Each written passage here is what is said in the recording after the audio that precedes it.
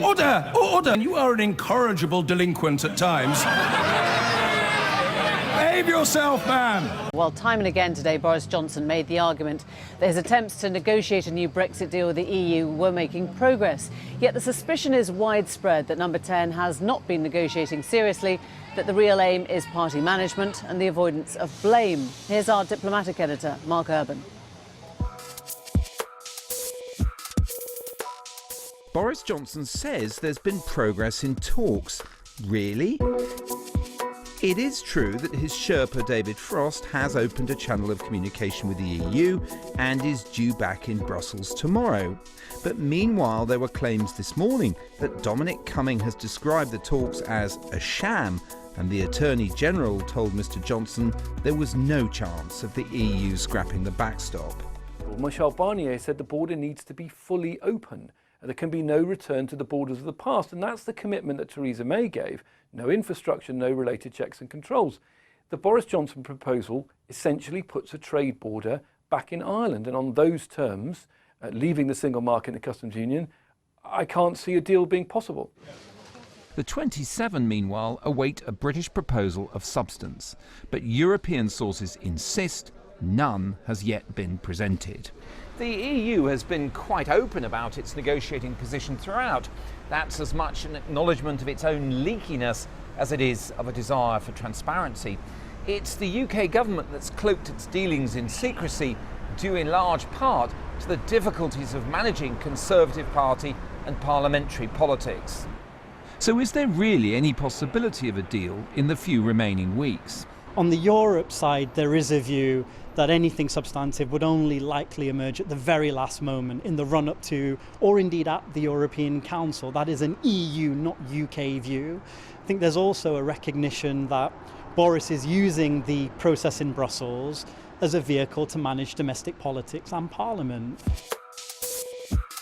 This afternoon, Boris Johnson insisted that he was still working for a deal, but time is now so limited. That was Mark Urban. We're joined now by Simon Sharma, the historian, Fraser Nelson, the Spectator editor, and Rosamund Owen of the Sunday Times, whose recent scoop was the leak on Yellowhammer revealing no-deal planning concerns. Just before we start, we are hearing now that the whips are going through those 21 Conservative rebels. Sounds as if they're going through alphabetically. They've got to H. Philip Hammond has just had the whip removed. He had a phone call from the chief whip. You heard earlier from Nicholas Soames. I don't know if that's a different kind of alphabet, but anyway, they have both heard from the chief whip and they have been told that the whip has been removed. Fraser, how uncomfortable should this make Conservatives feel? Well, these are politically revolutionary times. A former Chancellor having the whip removed, Winston Churchill's grandson having the whip removed.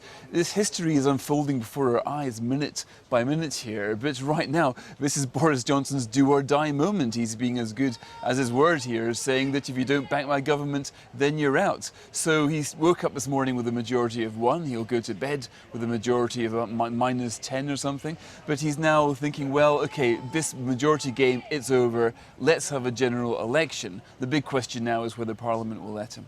Do you think that the party still trusts in him as their strategist, trusts in Dominic Cumming, the brain that was brought in to manage this? Is there still a sense the Conservatives know what direction they're going in? I reckon your average Conservative is looking at this not in despair, but thinking, thank God, some leadership after the drift of the Theresa May years. And let's also remember that with the polling right now shows the Tories something like a 13-point lead. That indicates a Tory majority of something like 60 if these opinion polls are turned into an election results. Now we all 20% lead for Theresa May. Oh yeah, well, we all know about opinion polls completely. My point is that your average Tory is looking at these polls and thinking something is working. And Rosamund, is this where we are, Westminster, starts feeling totally cut off from the places where Boris Johnson is actually encouraging people and restoring faith and showing leadership and all the things that are maybe making his poll numbers jump? Well, maybe, but say Boris Johnson is going for the 35% strategy, right, in terms of what he needs to win. The last person who tried that was Ed Miliband in 2015, and look how that worked out. If that is what he's going for, if he's going for that core, it is a very dangerous strategy, and that may not play out well. Of course, there are plenty of people who look at this and think this is parliamentary shenanigans, it's nonsense,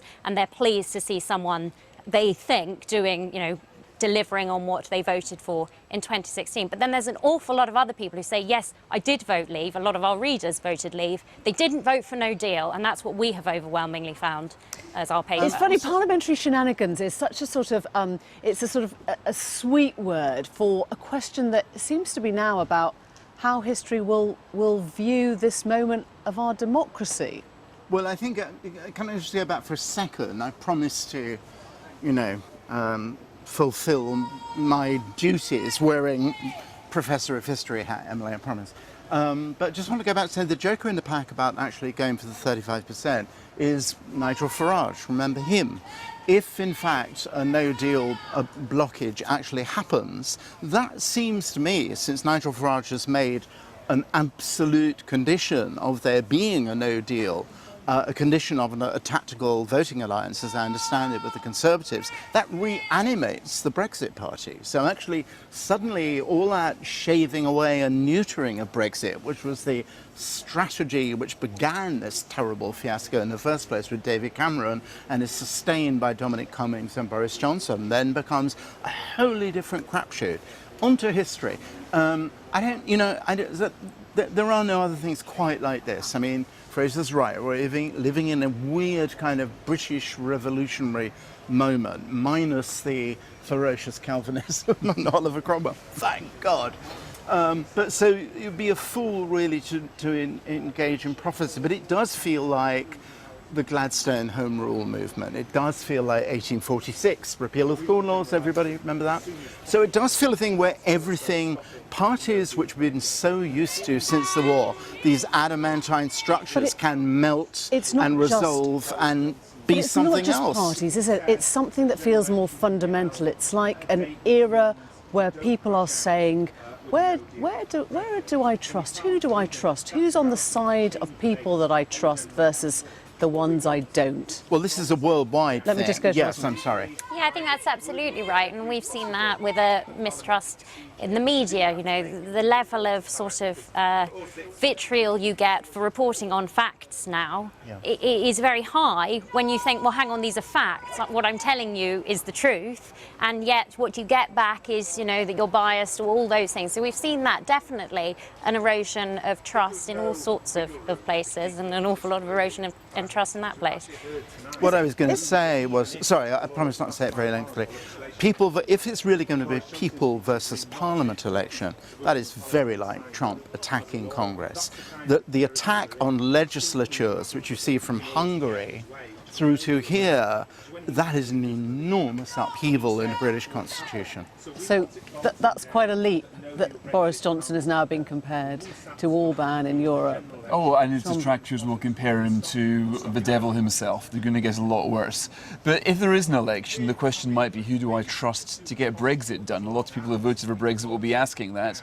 And also, if you don't like Brexit, who do I trust to stop it? Boris Johnson is hoping that the Brexit Party, they're about 12% in the polls, on top of the Tory 35%. So almost half of the country behind either the Tories or the Brexit Party. If Boris Johnson can get them behind him, then you've got the Labour Party being rather split right now. Who do I trust to stop Brexit? Jeremy Corbyn or the Lib Dems? Joe Swinton's making lots of headway. You can see the anti-Brexit vote split and the pro-Brexit. That's the Tory gambit. All right. Thank you all very much indeed.